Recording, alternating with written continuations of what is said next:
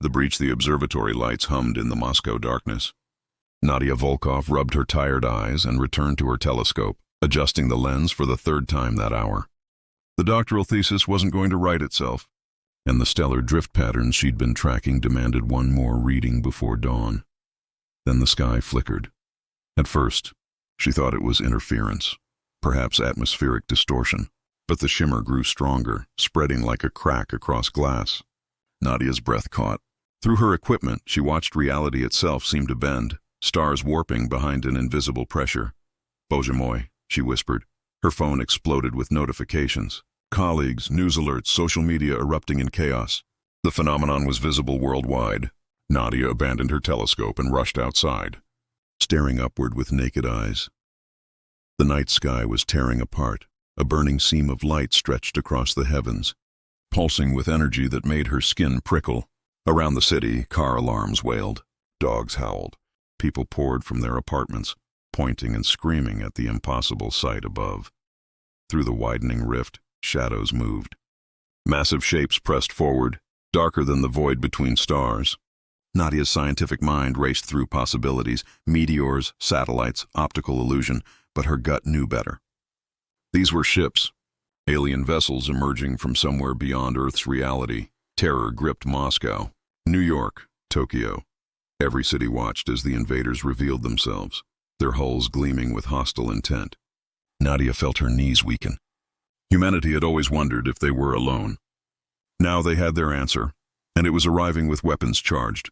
But then something else emerged from the rift: human ships. Enormous, bristling with armaments, bearing no insignia she recognized. Row after row of warships poured through the tear in space, their steel hulls reflecting the city lights below. They weren't exploration vessels or scientific craft. These were instruments of war. How? Nadia breathed. Around her, confusion rippled through the crowds. Where had these ships come from? Earth possessed no such fleet. The public space programs operated shuttles and stations, nothing like the Armada now filling the sky. Yet there they were, undeniably human in design, moving into formation with military precision. High above the atmosphere, Captain Marcus Webb stood on the bridge of the Defiant Dawn. His weathered face remained impassive as tactical displays lit up around him, showing both the alien fleet and Earth's terrified population below. "All ships, battle stations," he commanded, his voice carrying across encrypted channels. "This is what we've prepared for." His crew moved with practiced efficiency. They'd trained for decades in hidden facilities, sworn to secrecy, waiting for this exact moment. Webb's jaw tightened. The aliens had chosen poorly, believing Earth defenseless. Across the void, Zekthul observed the human ships with growing disbelief. His three eyes narrowed behind his helmet as he processed the impossible data streaming across his command screens.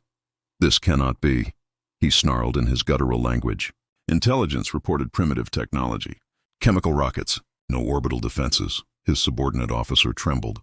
"Warlord, their fleet outnumbers ours 3-1. Their energy signatures suggest advanced shielding and weapon systems comparable to our own, possibly superior." Zekthul's clawed hand slammed against his console. Years of surveillance had shown Earth vulnerable, perfect for conquest and resource extraction. The invasion was meant to be simple, swift, profitable. Instead, he faced an armada that shouldn't exist. "Prepare to engage," he growled, refusing to retreat. "Show these humans the price of deception." On Earth, Nadia watched the two fleets face each other. Her scientific curiosity warred with primal fear. Somewhere in those human ships were people, pilots, soldiers, commanders who'd been hiding this secret from the entire world. The first weapons fire lit the sky. Human shields flared blue as alien beams struck them. Return fire lanced out, precise and devastating. Explosions bloomed in the darkness like deadly flowers. Nadia's hands shook as she pulled out her phone, recording everything with trembling fingers. History was being rewritten above her head, and somehow, impossibly, humanity was fighting back. Hidden Hearts. The battle raged for hours, turning night into a hellish display of fire and light. Nadia remained outside, unable to tear herself away, documenting everything her phone could capture. Other scientists joined her, some weeping, others frantically taking measurements. Then a human fighter streaked overhead, trailing smoke and sparks. It's coming down, someone shouted. The craft spiraled toward the fields beyond the observatory, its engines screaming. Nadia didn't think, she just ran. Her boots pounded against frost-covered grass as she sprinted toward the crash site. Her medical training from university overriding common sense. The fighter had plowed through a small grove, leaving a trail of scorched earth. Steam hissed from ruptured systems. Nadia approached cautiously, coughing through the acrid smoke. The cockpit canopy was cracked but intact. Inside, a pilot slumped in his harness. "Hey, can you hear me?" Nadia hammered on the canopy. The pilot stirred, his helmet turning toward her voice. With a pneumatic hiss, emergency releases triggered and the canopy lifted. Lieutenant James Corvus blinked up at her through his visor, blood trickling from his temple. "Civilian area," he mumbled. "Need to evacuate?" "You need medical attention," Nadia countered, reaching for his harness releases. "Can you move?" James nodded, fumbling with his restraints. Together they got him free, and Nadia supported his weight as they stumbled away from the smoking wreckage. He was taller than her, muscular beneath his flight suit, and she could feel him trembling, whether from injury or adrenaline. She couldn't tell. They made it back to the observatory just as debris began raining from above. Nadia pulled James inside, sealing the reinforced doors behind them. Through the windows, the sky burned with continuing combat. "Who are you people?" Nadia demanded, helping James into a chair. She grabbed her first aid kit, examining the gash on his head. "Where did those ships come from?" James removed his helmet, revealing dark hair matted with sweat and striking features marked by exhaustion. His eyes met hers, gray, haunted, ancient despite appearing only 30. "Can't tell you," he said automatically. Then he laughed bitterly, "Though I suppose it doesn't matter anymore." "The secret's out." Nadia cleaned his wound with steady hands, though her heart raced. "What secret?" "That humanity has a space armada." "How is that even possible?" 70 years of work," James said quietly, wincing as she applied antiseptic. "Started after the first contact." "The real first contact, not the fairy tale they teach in schools," she paused. "There was a first contact?" 1957. They came promising peace, planning enslavement. James's voice grew distant. "My grandfather was there, helped steal their technology after we drove them back. Everyone involved was sworn to silence. Their families were told they'd died in accidents or disappeared on classified missions." Nadia's hands resumed their work, processing his words. 70 years of lying to the world, 70 years of saving it. James caught her wrist gently, his touch warm. "I was born in the program. Grew up in underground facilities. My mother trained pilots. My father designed shield systems. I've never lived a normal day in my life." There was such loneliness in his voice that Nadia's anger softened. She looked at him properly, not as an enemy or conspirator, but as a man who'd sacrificed everything for a war most people never knew existed. "What's your name?" she asked softly. "James. James Corvus. Nadia Volkov." She finished bandaging his head. "You should rest." "That's a mild concussion. Can't. Need to get back to my squadron." But even as he said it, exhaustion pulled at him. Outside, the battle continued its deadly dance. Nadia made a decision. "Stay 1 hour. You're no good to anyone if you pass out in your cockpit." James wanted to argue, but her logic was sound. He nodded, and Nadia guided him to the observatory's small break room. They sat together on the worn couch, watching through the window as human and alien ships exchanged fire above. "Do you think we'll win?" Nadia asked. "Against this fleet?" "Yes, against what comes next." James's jaw tightened. "I don't know." Silence stretched between them, filled with distant explosions. Then James spoke again, his voice barely above a whisper. "I had a sister once, Rebecca. She wanted to be a dancer. They told me she died in a training accident when I was 12. He closed his eyes. "I never got to say goodbye. Never told anyone outside the program. Couldn't." Nadia's throat tightened. She reached out, taking his hand. His fingers intertwined with hers, desperate for human connection after years of isolation. "I'm sorry," she said. "Don't be. She died so people like you could live free." James looked at her, something vulnerable in his expression. "But God, sometimes I wonder if it was worth it. All the secrets, all the lies. You're here now," Nadia said, "fighting for us. That has to count for something."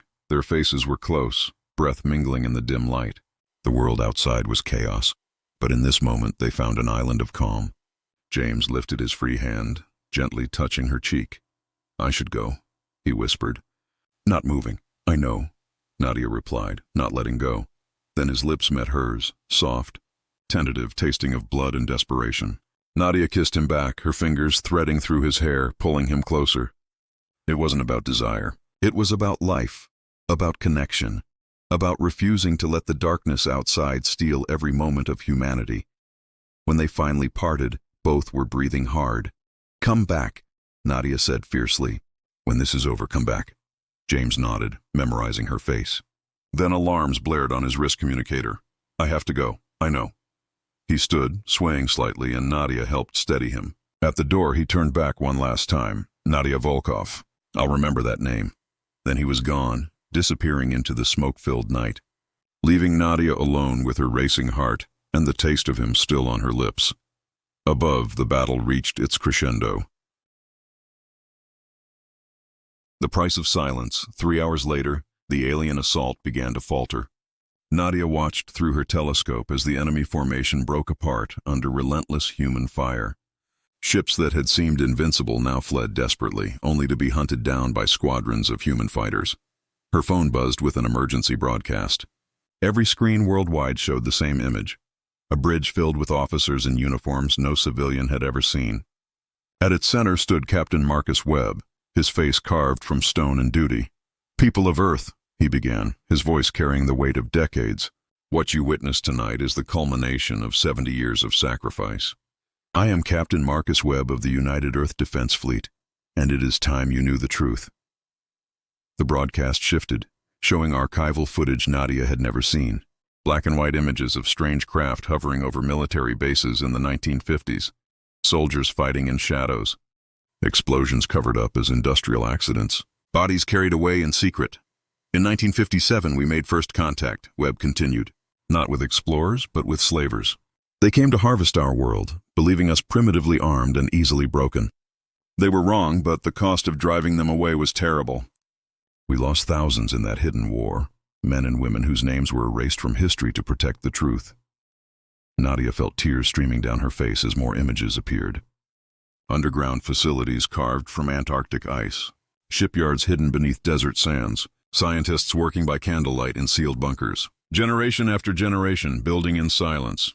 We knew they would return, Webb said. So we prepared.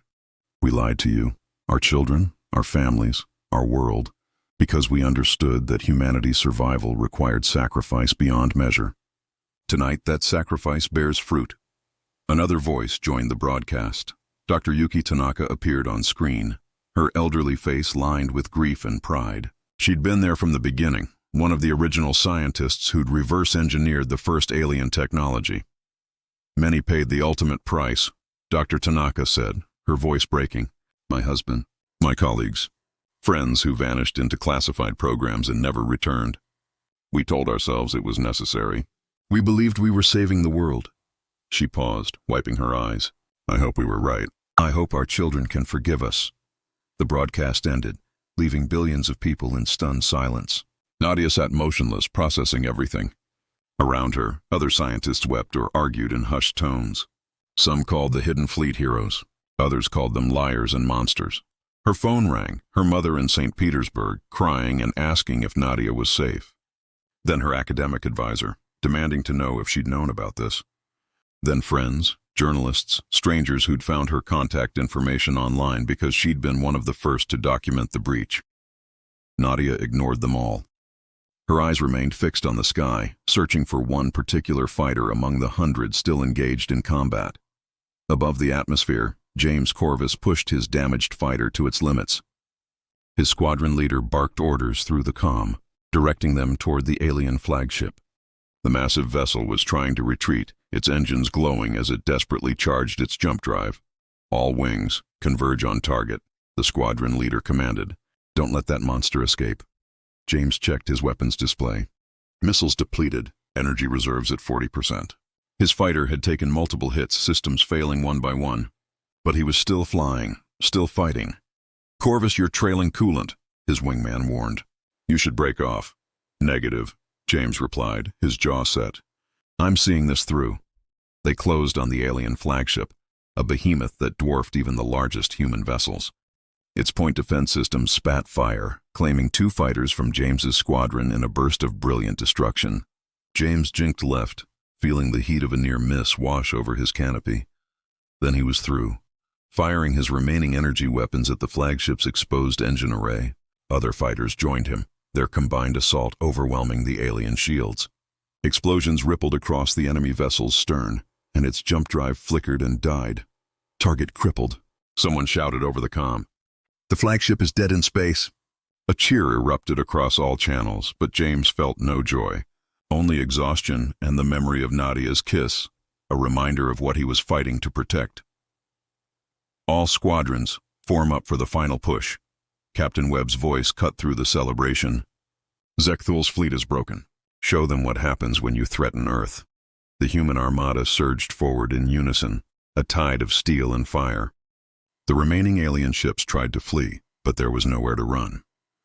One by one, they were hunted down and destroyed, their wreckage joining the debris field that now ringed Earth like a macabre monument. James watched Zekthul's flagship explode, the alien warlord's dreams of conquest dying in nuclear fire. The battle was over. They'd won. But as James turned his damaged fighter toward home, he thought of Dr. Tanaka's words. The price of silence, the families destroyed, the lives stolen. Victory had never tasted so bitter. He activated his personal comm, breaking protocol. "Nadia, can you hear me?" Static crackled for a moment, then her voice shaking with relief. "James, are you alive?" "Yeah, I'm coming back. I promised, didn't I?" Through the static, he heard her sob. "Hurry, please hurry." James Corvus guided his dying fighter toward Moscow, toward the observatory, toward the one person who'd made him remember what he was fighting for. Behind him, Earth's hidden armada claimed its victory, but ahead the galaxy watched and prepared its response. Victory's shadow 20 hours after the battle began, silence finally claimed the sky. The last alien ship had been destroyed or driven off, and the human fleet hung in orbit like steel sentinels. On Earth, the sun rose on a world forever changed. Nadia hadn't slept. She'd remained at the observatory, tracking James's fighter as it limped back through the atmosphere. When he finally landed in a military cordon established near the city, she'd run the entire 3 kilometers, showing her scientist credentials to get past security checkpoints. She found him in a makeshift medical tent, refusing treatment while mechanics assessed his fighter's damage. He turned as she entered, and their eyes met across the crowded space. Neither spoke. They didn't need to. James crossed to her in 3 strides, and Nadia threw herself into his arms. He held her tight, burying his face in her hair, and she felt him shake with suppressed emotion. Around them, other pilots reunited with loved ones. But Nadia and James existed in their own world. "I thought I'd lost you," she whispered against his chest. "Can't get rid of me that easily." He tried to joke, but his voice broke. They stood like that for long minutes, simply breathing, simply alive. Then James pulled back enough to see her face, his thumb brushing away her tears. "Nadia, I don't know what happens next. The fleet will probably ship out soon, and then we take what time we have." Nadia interrupted. "No more secrets, no more hiding." James smiled, genuinely smiled, for the first time since she'd met him. Then he kissed her properly, not desperately like before, but with purpose and promise. Medical staff politely looked away, understanding that some moments were sacred. Across the globe, humanity processed its new reality. In New York, crowds gathered in Times Square, watching broadcasts from the fleet. In Beijing, citizens demanded answers from officials who'd kept the secret. In Mumbai, children played with toy spaceships, imagining themselves as pilots. But not everyone celebrated. Admiral Helena Cross stood on the Defiant Dawn's bridge, reviewing casualty reports with Captain Webb. 247 human ships lost. 15,000 crew dead, countless more injured. The victory had been decisive but costly. "The families deserve to know," Helena said quietly. "No more classified deaths. No more anonymous graves." Webb nodded, his face heavy with command. "Agreed. Draft a memorial list. Every name, every sacrifice. We owe them that much." A communication officer interrupted. "Captain, we're receiving transmissions from multiple sources." "Deep space origins," Webb straightened. "The galaxy's responding already?" "Yes, sir. Most are cautionary, warning us. But there's one signal that's different."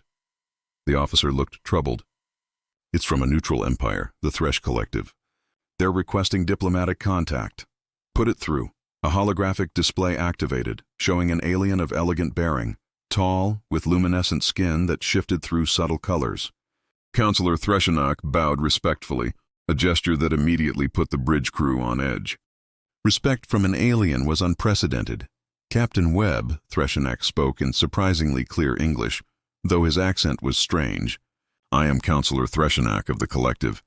I observed your battle with great interest. Humanity has surprised the galaxy. That was the point, Webb replied coolly. Indeed. I contact you not with threats, but with warning. Threshenach's colors darkened.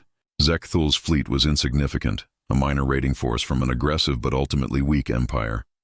You have now revealed your strength to far more dangerous powers. The Valdran Dominion, the Crithian Horde, the Stellar Sovereignty, all have fleets that dwarf what you face tonight. Helena's jaw tightened. Are you threatening us, Counselor? I am offering perspective. Threshenach's colors shifted to something that might have been sympathy. The galaxy is not kind to emerging powers. You have two choices. Hide once more and pray you're forgotten, or expand rapidly and establish yourselves as too strong to challenge. There is no middle ground. Webb and Helena exchanged glances. They both knew which choice humanity would make. Thank you for the warning, Counselor, Webb said. Tell the galaxy that Earth is done hiding. The transmission ended. In the resulting silence, Helena spoke the thought they were all having. We need to activate Protocol Exodus. Webb nodded slowly. Protocol Exodus, the secret beyond the secret. The second fleet, hidden not around Earth but scattered throughout the outer solar system and beyond. Ships built not for defense but for expansion, for conquest if necessary. Inform command, Webb ordered. It's time. Back on Earth, Nadia and James had found a quiet spot away from the military chaos, a small park somehow untouched by falling debris. They sat on a bench, her head on his shoulder, watching the stars emerge as evening approached. Dr. Tanaka contacted me, Nadia said softly. She's offering positions on the fleet for civilian scientists. She says they need people who can think beyond military applications. James tensed. Are you considering it? I don't know. My whole life has been here. My research, my family, my world. She lifted her head to look at him. But you'll be out there, won't you? When the fleet leaves? Yes. James took her hand, intertwining their fingers. It's all I've ever known. But Nadia, I don't want to lose what we've found, these past hours with you. It's the first real thing I've felt in years. Then we don't lose it. Nadia's voice grew firm. I'll come with you. My expertise is in astrophysics. You'll need that. And I refuse to spend the rest of my life wondering what happened to the man who crashed into my life during the apocalypse. James laughed, the sound surprised and joyful. You're serious. Completely. She kissed him gently. Besides, someone needs to make sure you reckless pilots don't fly into things. They sat in comfortable silence as darkness fell, aware that their decision would change everything. Above them, the human fleet maintained its vigil, and beyond that, the galaxy prepared its response. Far across the void, in a palace carved from a single massive asteroid, Empress Viranil of the Valdran Dominion watched recordings of Earth's battle. Her 6 eyes narrowed with calculation. Assemble the 3rd and 5th Armadas, she commanded her generals. These humans have made themselves a threat. We will respond as we always do, with overwhelming force. Her generals saluted, and across 1,000 worlds the machinery of war began to turn. The Valdran Dominion had crushed 17 civilizations in the past century. Humanity would be the 18th. But the Empress made one fatal mistake. She assumed Earth had revealed everything. The galaxy was about to learn that humanity's greatest strength wasn't its ships or weapons. It was the willingness to sacrifice everything for survival. Into the void 2 weeks after the battle, Earth had transformed. The secret was impossible to contain, and humanity faced its new reality with a mixture of terror and determination. Recruitment centers for the fleet opened in every major city, flooded with volunteers. Some sought glory, others sought revenge. Most simply understood that isolation was no longer an option. Nadia stood in her apartment, packing the few possessions she'd take to space. Photos of her family, her grandmother's cross, a small notebook filled with calculations. Everything else, her furniture, her telescope, her old life, would remain behind. Her mother had cried for hours when Nadia announced her decision. Her father had said nothing, just held her tightly before walking away. They understood that humanity needed scientists as much as soldiers, but understanding didn't make goodbye easier. James arrived as she sealed her final bag. He wore a fresh uniform, his injuries healed, but his eyes carried shadows that hadn't been there before. Too many friends lost in the battle. Too many empty chairs in the squadron ready room. Ready? He asked softly. No, Nadia admitted. But I'm coming anyway. He smiled and took her bag. That's the spirit. They took a final walk through Moscow together, hand in hand, saying silent farewells to streets they might never see again. Children played in the parks, pretending to be fighter pilots. Old women sold flowers as if nothing had changed. Life continued, as it always did, adapting to new impossibilities. At the military spaceport, hundreds of new recruits boarded shuttles bound for the orbital fleet. Nadia and James joined them, strapping into acceleration couches as the shuttle's engines ignited. Through the viewport, Earth fell away, blue and green and heartbreakingly beautiful. I'll miss it, Nadia whispered. We're fighting for it, James replied. That's what matters. The shuttle docked with the defiant dawn, and Nadia got her first true look at the flagship. Its corridors stretched like city streets, filled with personnel from every nation. The diversity struck her, humans of all colors, languages, and cultures working together with the efficiency of a single organism. Dr. Tanaka met them in the science section, her elderly face lighting up when she saw Nadia. Dr. Volkov, welcome. We have much work ahead. She led Nadia to a laboratory that put her university equipment to shame. Holographic displays showed star charts, alien technology schematics, and gravitational anomalies. Other scientists worked at various stations, their conversations a babble of technical jargon. Your expertise in astrophysics will be crucial, Dr. Tanaka explained. We're planning jump routes into territories no human has explored. Your calculations could save thousands of lives. Nadia felt the weight of responsibility settle on her shoulders. This wasn't academic research anymore. People would live or die based on her math. James squeezed her hand before leaving for the flight deck. Dinner tonight? Assuming we don't launch before then. It's a date, Nadia promised, but launch came sooner than expected. 3 hours later, alarms blared throughout the fleet. Captain Webb's voice echoed over the intercom. All hands battle stations. Long-range sensors have detected multiple fleets converging on the solar system. Unknown configurations, but energy signatures suggest hostile intent. Nadia rushed to her station, pulling up the sensor data. Her blood ran cold. What she saw wasn't one fleet like Zekthul's. It was 5 distinct armadas approaching from different vectors, each one larger than Earth's entire defense force. Empress Virinel of the Veldran Dominion, Dr. Tanaka said grimly, reading intercepted transmissions. She's declared humanity a threat to galactic stability. This is an extermination fleet. On the bridge, Captain Webb stood with Admiral Helena Cross, studying tactical displays. The numbers didn't lie. Earth's fleet, impressive as it was, couldn't win this fight through direct confrontation. Time to reveal the truth, Helena said quietly. Webb nodded and opened a channel to the entire Armada. All ships, this is Webb. Activate Protocol Exodus. Repeat, activate Protocol Exodus. Throughout the fleet, confusion rippled. Most personnel had never heard that designation, but senior officers moved with purpose, unlocking encrypted files and entering authorization codes. Nadia watched her display light up with new data. Her jaw dropped all across the outer solar system, hidden beacons activated.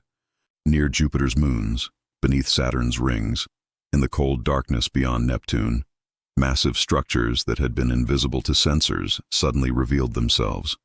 Not just ships, but entire mobile stations, weapons platforms larger than cities, a second fleet that dwarfed even what had emerged during the first battle. Oh my God, Nadia breathed. How did they hide all this? 70 years is a long time, Dr. Tanaka said with a slight smile. And humanity has always been good at keeping secrets. The second fleet moved into position, converging on Earth's orbit. James contacted Nadia from the flight deck, his voice filled with awe. Are you seeing this? I grew up in the program and I never knew about half these ships. What are they? Nadia asked, watching a vessel the size of Manhattan drift past the defiant dawn. Dreadnoughts, James replied. Planet killers.